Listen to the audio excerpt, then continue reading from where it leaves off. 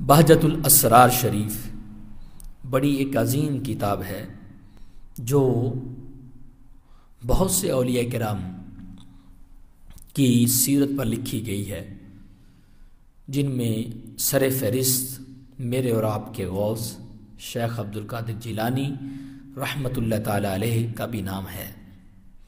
آپ کی سیرت کو بیان کیا، اس میں آپ کے فرامین کو بیان کیا گیا ہے اور آپ سے ریلیٹڈ واقعات کو سندن بیان کیا گیا ہے۔ سندن بہت کم کتابیں اولیاء پر لکھی گئیں جن کے اندر واقعات کو سندن بیان کیا گیا، یعنی چین کس نے یہ کرامت کب کس حالت میں دیکھی اور پھر اس نے حلفیہ بیان دیا، اور کتنے مشائخ نے ایک ہی چیز کو ایک ہی جگہ پر مینشن کیا، تو اس لیے اس سند اور اس واقعہ کی اہمیت بڑھ جاتی ہے۔ تو آپ پیدائشی اللہ تعالیٰ کے ولی تھے، جب آپ پیدا ہوئے تو آپ نے روزہ رکھا، بڑا مشہور واقعہ ہے، اور جب نیکسٹ رمضان آیا تو چاند جو تھا وہ تھوڑا نظر نہیں آیا لوگوں کو، تو انہوں نے گھر آ کے تصدیق کی کہ سیدوں کا ایک بچہ ہے جو بچپن میں ہی روزے رکھتا ہے، پوچھیں ان نے آج دودھ پیا ہے یا نہیں پیا۔ یعنی آپ کے ذریعے تصدیق کی جا رہی ہے کہ اگر انہوں نے دودھ نہیں پیا تو آج روزہ ہی ہوگا۔ سبحان اللہ۔ تو بہرحال بہجت الاسرار شریف کے اندر یہ بھی ایک کرامت لکھی ہے کہ آپ کی جب ولادت مبارک ہوئی اس وقت آپ کی والدہ کی ایج جو تھی وہ 60 ایئر تھی۔ 60 she was 60 year old when حضور غوث پاک بورن ان جیلان شریف۔ تو نارمل سائنٹیفکلی اگر میڈیکل میں ہم اس پہ سرچ کریں، جو میڈیکل سائنس پہ گفتگو کرتی ہے، سائنٹیفکلی اتنی اولڈ ایج میں عورت کو جو خون ہوتا ہے وہ آنا بند ہو جاتا ہے 55 کے اوور، اور اسی سے بچے کی ولادت ہوتی ہے۔ بچہ پیدا نہیں ہو سکتا 55 یعنی 60 کے قریب اگر عورت پہنچ جائے، اس سے بچے کی امید نہیں رکھی جا سکتی۔ اسے کہتے ہیں آئسہ عربی کے اندر، یعنی یہ اب آئسہ ہو چکی ہے، اس کے جو پیریڈز اس کو آتے تھے وہ بند ہو چکے ہیں، اب اس سے ولادت کی امید نہیں، اوور 60 ہو جائے یا 55 کے اوور ہو جائے۔ لیکن آپ کی عمر مبارک اس وقت 60 سال تھی کہ جب حضور غوث پاک پیدا ہوئے۔ تو یہ بھی گویا کہ ایک انمول چیز ہے، عجیب کرامت ہے آپ کی کہ آپ کی والدہ ماجدہ 60 پہ تھی جب آپ پیدا ہوئے۔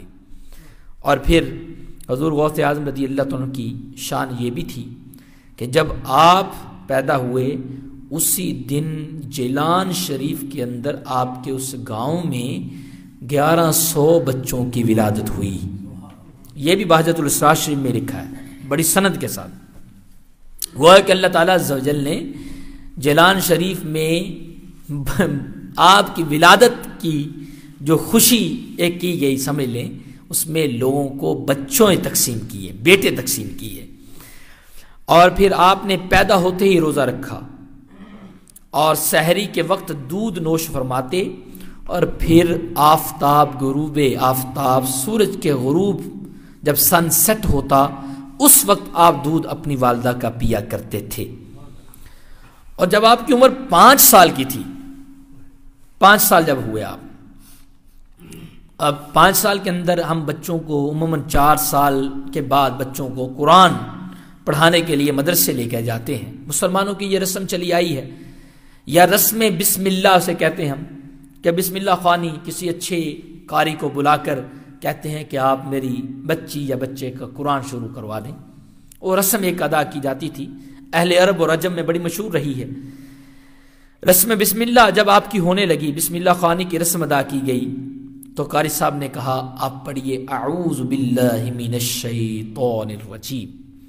آپ نے اعوذ باللہ من الشیطان الرجیم، پھر ساتھ ہی بسم اللہ الرحمن الرحیم، پھر ساتھ ہی الحمدللہ رب العالمین، پوری سورہ فاتحہ، پہلا پارہ، دوسرا پارہ، تیسرا، چوتھا، پانچواں، چھٹا، ساتواں، آٹھواں، نواں، دسواں، پورے 18 قرآن کے جز زبانی سنا دیے.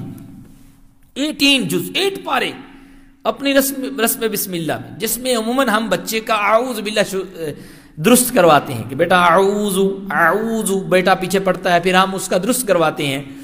اس میں آپ نے 18 پارے سنا دیے. اب جو مشائخ آئے ہوئے تھے، قاری صاحبین آئے تھے، بہجت الاسرار میں بڑی سند کے ساتھ اس کو روایت کیا گیا ہے، جو آئے تھے وہ پوچھنے لگے بیٹا how did you remember these 18 جز آف قرآن، آپ نے یہ 18 جز کیسے سنا دیے، کیسے آپ کو یاد ہوئے؟ تو آپ نے فرمایا کیونکہ میری والدہ کو 18 پارے ہی یاد تھے اور میں پیٹ میں تھا، وہ اٹھتے بیٹھتے، ہانڈی پکاتے، سوتے، سونے سے پہلے وضو کر کے انہی 18 کی تلاوت کیا کرتی تھی اور میں بچپن پیٹ میں تھا، اس کو سن کر میں نے یاد کر لیے ہیں. اچھا، سائنٹیفکلی بھی یہ بات درست ہے، میں نے اس پہ پوری ریسرچ پڑھی ہے میڈیکل سائنس کے اندر کہ بچہ پیٹ میں ہے نا جو ہوتا ہے وہ باتوں کو سن بھی سکتا ہے. ہاں، انہوں نے اس کو ثابت بھی کیا ہے. اور یہاں تک کہ بچے کے پیٹ کے اندر جو ہوتا ہے وہ باتیں سن نہیں سکتا، ریکگنائز بھی کر سکتا ہے. کیا ریکگنائز بھی کر سکتا ہے یہ میری والدہ کی آواز ہے، یہ میرے والد کی ہے، یہ فلانے کی ہے. جو اس کے قریبی ہوتے ہیں، جن کی آوازیں اسے آتی رہتی ہیں، ان کی آوازوں میں ڈفرینشیٹ بھی کر لیتا ہے، فرق بھی کرتا ہے. انہوں نے اس کا تجربہ کیا کسی ایک یعنی کہ ڈمی بنا کر کہ اس میں آواز لگا دی، آواز کسی اور عورت کی پہلے لگائی، بچہ جب پیدا ہوا، اور ویسے نپل ٹائپ جو بچوں کو دودھ پلانے کے لیے ہم یوز کرتے ہیں وہ لگا دیا، تو اس نے دودھ نہ پکڑا. اور جیسے ہی اس نے والدہ کی آواز ریکارڈ کر کے وہ لگائی تو اس بچے نے فوراً دودھ پکڑ لیا. تو انہوں نے یہ باقاعدہ ثابت کیا، نیٹ پر موجود ہے اس کی ریسرچ پوری آرٹیکل، کہ بچہ اب وائس جو ہے ریکگنائز بھی کرتا ہے پیٹ میں اور سن بھی سکتا ہے.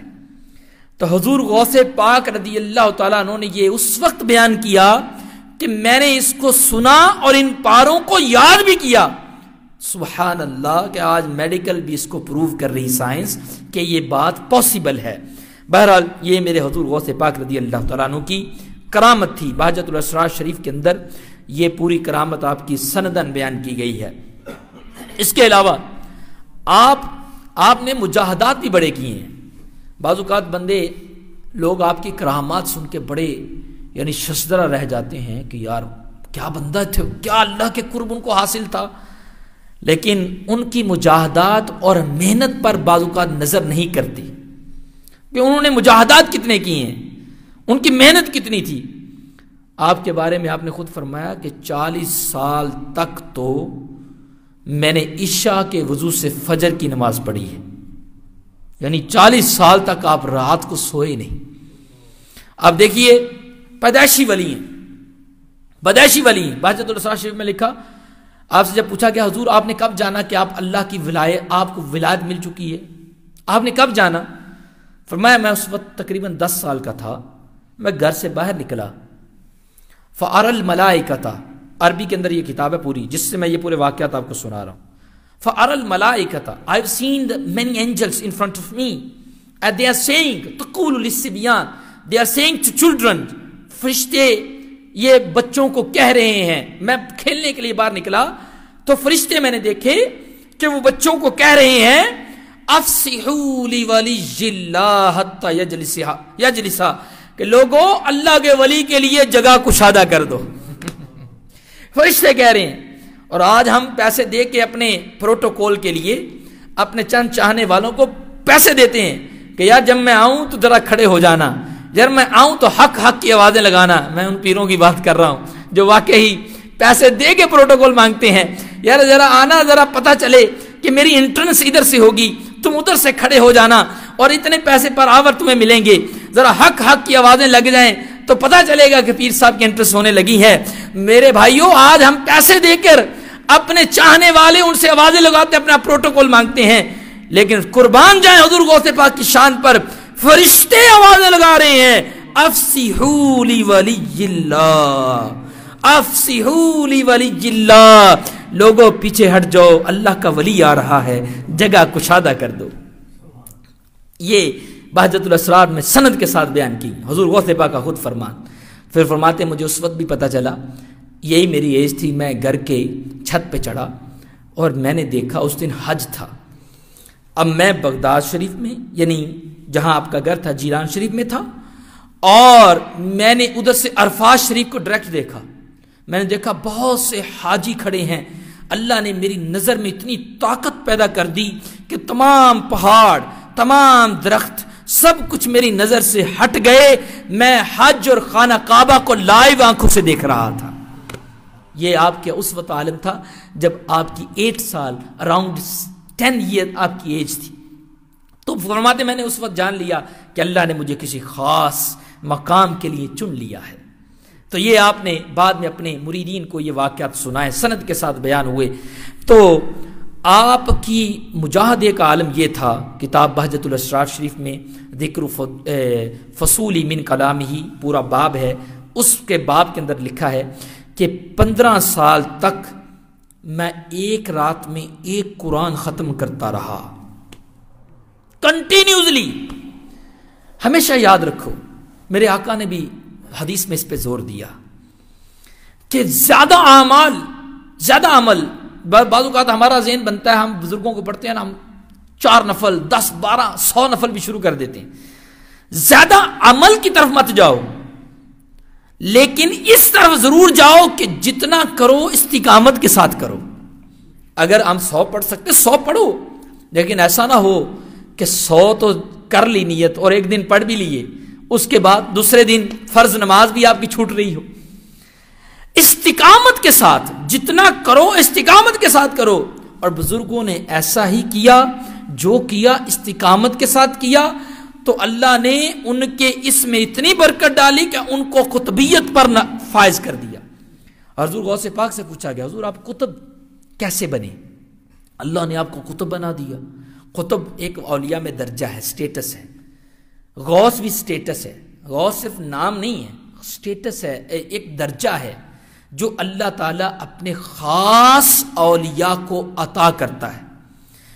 غوث وہ سٹیٹس ہے جس پہ اللہ تعالیٰ اتھارٹی دیتا ہے کہ اب تمہیں اتھارٹی ہے میری جانب سے، تم میری مخلوق کی مدد کر سکتے ہو۔ مدد کرتا ہے اللہ، جب مدد کر سکتا ہے تو اسے کیا ضرورت ہے کسی کو مقرر کرنے کی مدد کرے؟ میں نے کہا بالکل، آپ کے ذہن میں سوال آیا، ہمیں تسلی بخش اس کا جواب دینا چاہیے تاکہ آپ سیٹسفائیڈ ہو جائیں۔ واقعی رب بھی مدد کرتا ہے۔ تو اللہ کے حبیب نے جنگ بدر میں مدد کس سے مانگی تھی؟ اللہ سے۔ یا اللہ آج کے دن اگر تیرے یہ مٹھی بھر بندے مارے گئے تو تیرا کوئی نام لیوا نہیں رہے گا۔ یہ مدد مانگی میرے آقا نے، تو رب نے بھیجا کیا؟ فرشتے۔ خود کیوں نہیں مدد کی؟ وہ پورے قرآن کے اندر ہے 5000 کتنے فرشتے آئے، مدد کی۔ صحابہ کہتے تھے ہم دیکھتے تھے، ہم چھڑی ادھر سے چلاتے تھے، وہ کافر کا جو سر پہلے اتر جاتا تھا۔ فرشتے آئے مدد کرنے کے لیے، خود کیوں نہیں کی؟ رب کی یہ عادت نہیں، حالانکہ وہ کر سکتا ہے، مولا کی یہ عادت نہیں، بلکہ اس کی عادت یہ ہے کہ وہ اپنے بندوں کے ذریعے مدد کرواتا ہے۔ جنگ بدر کا واقعہ، قرآن کا واقعہ گواہ ہے، اللہ نے فرشتے جو کہ اس کے بندے ہیں ان کو پتہ چل جائے۔ مولا کی یہ عادت ہے کہ جب اس سے مدد مانگو تو وہ مدد خود یوں کرتا ہے کہ اپنے بندوں کے ذریعے مدد کرواتا ہے، بندوں کے ذریعے۔ اب قرآن کے اندر موجود ہے وَإِنَّا لَهُ لَحَافِظُونَ، ہم نے قرآن نازل کیا، ہم اس کی حفاظت کرتے ہیں۔ کس نے کہا ہے یہ بات؟ اللہ نے۔ تو حافظ قرآن کی حفاظت کون کر رہا ہے؟ اللہ نے بندوں کو سینوں کو اس قابل کیا کہ وہ قرآن کو حفظ کریں اور وہ اس کے حافظ بنیں۔ یعنی اللہ ہی حفاظت کر رہا ہے، لیکن اپنے بندوں کے ذریعے، کہ ان کے سینوں کو اس قابل بنا رہا ہے کہ اس کے قرآن کو حفظ کریں۔ تو مولا کی عادت یہ ہے کہ وہ حفاظت کرتا ہے قرآن کی، لیکن اپنے بندوں کے ذریعے۔ مدد وہی کرتا ہے لیکن اپنے بندوں کے ذریعے۔ کبھی فرشتے بھیجتا ہے، کبھی اولیاء کو مقرر کر دیتا ہے کہ تمہاری اتھارٹی ہے، اب تم مدد کرو، تو وہ مولا ہی کرتا ہے۔ تو غوث ایک اتھارٹی کا نام ہے کہ جب مولا اپنے بندے کو مقرر کرتا ہے اب تم میری مخلوق کی مدد کر سکتے ہو. میرے آقا نے خود فرمایا جب جنگل میں تم گم ہو جاؤ، حدیث ہے معجم الکبیر کی اور بڑی کتابوں میں لکھی، گم ہو جاؤ تو کیا کہو، اعینونی یا عباد اللہ. اعینونی میں نا میری مدد کرو، عباد اللہ میں نا اے اللہ کے بندو میری مدد کرو. تو میرے آقا نے یہ کیوں نہیں فرمایا اس وقت کہو یا اللہ اعینونی یا اللہ، اے اللہ تو ہماری مدد کر، یہ کیوں نہیں فرمایا؟ حدیث میں ہے فرمایا اس لیے، آگے وجہ بھی بیان کی حدیث میں، کیونکہ بہت سے اللہ کے بندے رب نے مقرر کر رکھے ہیں جو لوگوں کی مدد کرتے ہیں. تو یہ اللہ کے بندوں سے مدد ہم اس لیے نہیں مانگتے معاذ اللہ کہ وہ رب ہو گئے، نہیں، اللہ نے ان کو مقرر فرمایا ہے مدد کے لیے. جس طرح ڈاکٹر کو مقرر کیا ہے تمہیں میڈیسن دینے کے لیے، جس طرح ایمبولینس کو مقرر کیا ہے تمہاری ظاہری مدد کرنے کے لیے، جس طرح طبیب اور حکیم کو مقرر کیا ہے تمہیں ایک پڑیا دے تمہارے پیٹ کو شفا دے دے، جس طرح ایک مولانا کو مقرر کیا ہے ایک تعویذ دے دے جن سے تمہاری جان چھڑا دے، دم کر دے، حالانکہ اس دم میں بھی اثر رب نے پیدا کیا، اس پڑیا میں بھی اثر رب نے پیدا کیا، اس ڈاکٹر کے اندر بھی اثر رب نے پیدا کیا. اور ایمبولینس جو اٹھا کے لے جا رہی ہے وہ بچا نہیں سکتی، بچا تمہیں رب ہی رہا ہے. ظاہری مدد یہ کر رہے ہیں اللہ کے اذن سے، اسی طرح اللہ کا ولی اللہ کے اذن سے مدد کرتا ہے. تو بہرحال ہو سکتا ہے تشفی ہو گئی ہو، حضور غوث اعظم کو مقرر کیا گیا کہ وہ مدد کریں، اس لیے ان کا نام غوث اعظم. آپ کو میں نے اور تو نے غوث نہیں بنایا، اس نے بنایا ہے جس نے اسے پیدا کیا ہے. یہ میں نے اور تو نے نام آج ہم بعض اوقات اپنے لقب خود بناتے ہیں، پہلے اپنے مریدوں کو بتاتے ہیں مجھے ذرا یوں کہنا علامہ، مفتی، قاری، حافظ، پہلے ان کو سکھاتے ہیں، کیونکہ ہم بیچارے مریدین بھی ہماری طرح ہوتے ہیں، اچھی طرح قاری حافظ ان کو کہنا نہیں آتا، پہلے سکھاتے ہیں.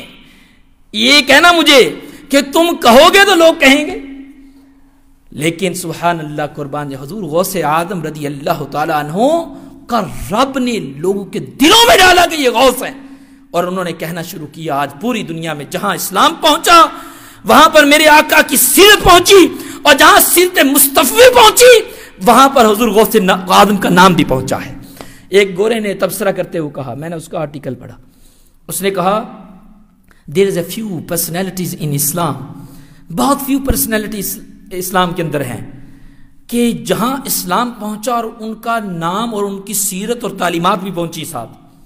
اس نے نام جو لیے سب سے پہلے میرے آقا مصطفیٰ میرے آقا کریم علیہ السلام کا نام مینشن کیا کہ ان کی سیرت پہنچی، اسلام جہاں پہنچا ظاہر ہے یہ پیغمبر اسلام ہے، ان کا نام پہنچا. پھر خلفائے راشدین کے نام کو مینشن کیا، حضرت ابوبکر صدیق، حضرت عمر، حضرت عثمان غنی، حضرت علی، پھر ائمہ اہل بیت کو مینشن کیا گیا. پھر باری آئی کہا اولیاء کے اندر جن کا نام each and every corner of the world ہے، ان کا نام ہے عبد القادر جیلی رحمت اللہ تعالی علیہ. یہ عبد القادر جیلی ان کا نام پہنچا، واقعی ایسا ہے. آج پوری دنیا میں دیکھ لیں آپ، کسی ایون کے فجی جو دنیا کا آخری کارنر ہے، آسٹریلیا، کہیں بھی چلے جائیں، اگر دوسروں کی بھی مسجد ہے نا، چلو 11ویں کا نام تو نہ کریں گے، لیکن جب یہ 11ویں اس شریف کا موقع ضرور آپ سیرت کا نام رکھتے، بات تو ایک ہی ہے. بہرحال نام چینج کریں کوئی بات نہیں، ہم تو چاہتے ہیں کہ سیرت اولیاء پڑھائی جائے تاکہ ہمارے بچے وہ فٹ بالرز کو اپنا ہیرو نہ بنائیں، وہ کرکٹرز کو اپنا ہیرو نہ بنائیں، وہ بڑے بڑے ایکٹرز کو اپنا ہیرو نہ بنائیں، کوئی رونالڈو فلانے کو اپنا ہیرو نہ بنائیں، وہ ہمارے بزرگوں کو اپنا ہیرو بنائیں تاکہ ان کی سیرت پر وہ چلیں. یہ ہم چاہتے ہیں. اور اگر ہم نے یہ نہ کیا، میں یہ تنبیہ بھی کر رہا ہوں، بعض اوقات لوگ مسلکی بنیادوں پر ان کو فیصلے کرتے ہیں. میرے بھائیوں، اگر یہ ہم نے نہ کیا اپنے بزرگوں کی سیرت کو نہ بیان کیا، میرے آقا کی پیاری سیرت پاک کو بیان نہ کیا، شاید اس لیے کہ ہم سنی نہیں ہیں. بعض لوگ کہتے ہیں ہم کیوں بیان کریں، ہم سنی نہیں، ہم کیوں 12ویں کے موقع پر یہ کریں، ہم کیوں 11ویں کے موقع پر یہ کیوں، ہم سنی نہیں ہیں. یہ لوگ تو جاہل سنی کرتے ہیں. تو میں کہتا ہوں ٹھیک ہے، تم نے اگر مسلکی فاؤنڈیشن پر اس طرح نہ کیا تو پھر ایسا ہوگا کہ تمہارے لوگ بظاہر تو دیندار ہوں گے، داڑیاں بھی رکھی ہوں گی, شاید نماز کے پابند بھی ہوں, لیکن سیرت اور کردار غوثی کبھی نہیں بن سکتا کبھی بھی. وہ ایک بندہ کہہ رہا تھا کہ ان میں یار کوئی بزرگ پیدا نہیں ہوا, ان میں کوئی بزرگ پیدا نہیں ہوا. میں نے کہا جب بزرگوں کی سیرت پڑھانی ہی نہیں ہے, اس کو ہم مسلکی بانٹ لیتے ہیں, یہ تو ان کے ہیں. بھائی جب آپ نے بزرگوں کی سیرت پڑھانی نہیں تو ان کے کردار پر چلنا کس نے, تو کس نے پیدا ہونا ہے ان کے اندر. خدارا اس طرح نہ کریں, مسلمانوں کو تقسیم مت کریں. میں چاہتا ہوں آپ کا کسی سے بھی تعلق ہے, میرے غوث کی تعلیمات کو پڑھائیں. میرے غوث نے تعلیمات کیا دی ہیں. اگر آپ کی فتوح الربانی اٹھائیں, آپ نے نمازوں کا پابند بنایا ہے اپنے مریدوں کو, آپ نے اپنے مریدوں کو صوم و صلات کا پابند بنایا ہے, آپ نے اپنے چاہنے والوں کو اللہ سے ملنے کے وہ جو طریقے ہیں وہ بتائے ہیں کہ لوگوں اپنے دل کی صفائی یوں کرو کہ جب اکیلے بیٹھ جاؤ سارے خیالات کو پاک کرو, ذہن کو پاک کرو, آنکھوں کو بند کرو, اپنے قلب سے سنو کہ تمہارا قلب کیا کہہ رہا ہے. تصور کرے اللہ کی آواز جب تیرا قلب کہے. 5-10 منٹ کبھی کر کے تو دیکھو, جو حضور غوث اعظم کروایا کرتے تھے, کبھی 5-10 منٹ کبھی خلوت میں بیٹھ کے کر کے تو دیکھو کہ تمہیں کانوں سے تمہارا دل کہے گا اللہ اللہ. جب تمہارا دل یہ مراقبہ کر کے, محاسبہ کر کے, مجاہدہ کر کے تمہیں کہے گا اللہ, تو تیرے لوں سے آواز آئے گی اللہ اللہ. اگرچہ تیری زبان نہ پڑے لیکن تیرا انگ پڑے گا اللہ اللہ. یہ تھے ہمارے اولیاء جو نظر کے ذریعے دل میں اتار دیتے تھے اور دل کے ذریعے رب سے ملا دیتے تھے. یہ تھے اولیاء اللہ. آپ کے پاس ایک مائی آئی, کہنے لگی حضور میرا بیٹا آپ سے بڑی محبت کرتا ہے, بڑی محبت. میں چاہتی ہوں اسے آپ ہی اس کی تربیت فرمائیں. آپ چھوٹے سے مدرسے میں پڑھاتے تھے, کیا پڑھاتے تھے؟ زور کے بعد آپ الف با تا سا قاعدہ تجوید پڑھایا کرتے تھے, اور فجر کے بعد آپ نامے کی درس فقہ, حدیث اور فقہ مسائل کا, چاروں فقہ کے مسائل کا درس دیا کرتے تھے. آج بعض اوقات قاری صاحب ہمارا وہ سمجھتا ہے یار علی بھائی تو سے میں نے پڑھانا ہے, وہ اپنے آپ کو بیچارہ ہلکا سمجھتا ہے. میں نے کہا ہلکا مت سمجھو, تم تو وہ اعلیٰ ہو, میرے غوث یہ کام کرتے رہے, تم وہ یہ کام کر رہے ہو الحمدللہ. تو حضور غوث پاک رضی اللہ تعالیٰ عنہ یہ پڑھائیں. مائی آئی کہنے لگے حضور آپ اسے پڑھائیں. آپ نے فرمایا ٹھیک ہے. آپ نے اس سے مجاہدہ, آپ اپنے تمام مریدین کو, شاگردوں کو پہلے مجاہدہ کرواتے تھے, یعنی 40 دن تک بٹھا دیتے تھے, اللہ کا ذکر کرو, قلب سے سنو کہ تمہارا دل تمہیں کیا کہہ رہا ہے. تصور یہ کرو کہ اللہ اللہ کی آواز تمہارے دل سے نکل رہی.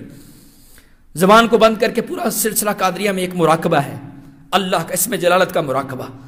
وہ جب اسے بٹھایا, اور اس وقت روٹی بھی نہیں دی جاتی, کیونکہ روٹی یہ وہ بھوکا رکھا جاتا ہے, صرف کیا دی جاتی ہے, شعیر, جو کی روٹی. تو آپ نے بھی اسے جو کی روٹی دے دی. اب وہ بیٹھ گیا بچہ, اس نے 18-20 دن کیا تو وہ بڑا پیلا پڑ گیا, کمزور پڑ گیا. صحیح ڈائٹنگ اس کی بیچارے کی ہوئی.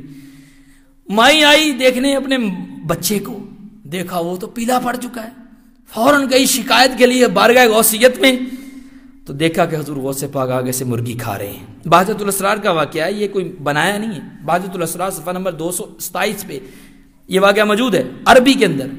کہتی فقال یا سیدی, فقالت یا سیدی اکلوا خبز الشعیر, میرا بیٹا جو کی روٹی کھاتا ہے, خود مرغیاں کھاتے. عجیب, یہ کیوں, دیر از نو فیئر. اگر کوئی انگلش مین برٹش ہوتا تو وہاں ہی وہ فیر فور پورا سنا دیتا, کہا کہ یہ تو فیر ہی نہیں ہے, یہ تو انصاف ہی نہیں. لیکن اس نے اتنی بات کہی کہ آپ مرغی کھاتے ہیں, وہ خبز شعیر کھا رہا ہے, وہ بیچارہ ماڑا ہو گیا. فوضع الشیخ فوضع یدہ علی تلک العظام. میرے حضور غوث پاک نے جواب کوئی نہیں دیا, فیل کیا, عمل کیا. آپ نے اپنا ہاتھ اٹھایا, وہ سامنے ہڈیوں پر رکھا, کہا قومی باذن اللہ, اے ہڈیوں اللہ کے حکم سے اٹھ جاؤ. وہ مائی دیکھ رہی تھی. روایت کے اندر الفاظ فقامت دجاجۃ سویۃ فصاحت, کہ فوراً مرغی اٹھی, سویۃ فوراً, تندرست مرغی, یعنی کہ مڑی سی تندرست مرغی, سویۃ اٹھی, فصاحت, فصاحت عربی میں کہتے ہیں جو کک کک کی آواز ہے نا, اس کو فصاحت کہتے ہیں. اس نے آگے چیخ کر بتایا ابھی کہ میں زندہ ہو گئی ہوں, مجھے غوث نے زندہ کر دیا ہے. فصاحت, چیخی.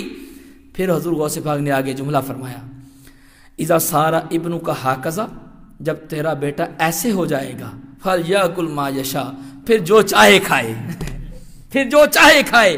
عربی میں اندر یہ بڑا فصیح جملہ ہے، اذا صار ابنک ہکذا فلیأکل ما یشاء، کہ جب تیرا بیٹا اس درجے پہ پہنچ جائے گا، مجاہدہ کر کے، جہد کر کے، تکلیفیں اٹھا کر، مشقتیں کر کے، جب تیرا بیٹے کی صفائی قلب ہو جائے گی، جب اس کے انگ انگ سے اللہ کی آوازیں آنے لگیں گی، جب اس کی آنکھ، اس کا ناک، اس کی زبان، اس کا جسم اللہ اللہ کے اندر غرق ہو جائے گا، پھر وہ ہاتھ بھی رکھے گا تو مرغی کو بھی زندہ کر دے گا، پھر مرغی کھائے تو تب بھی ضرر اسے نہیں دیتی۔ جب تیرا بیٹا ایسا ہو جائے گا جو چاہے کرے، تو میرے غوث اس مرتبے پر تھے، اس مرتبے پر تھے کہ اللہ سے جس طرح وہ چاہتے تھے مولا ویسا ہی کر دیتا تھا۔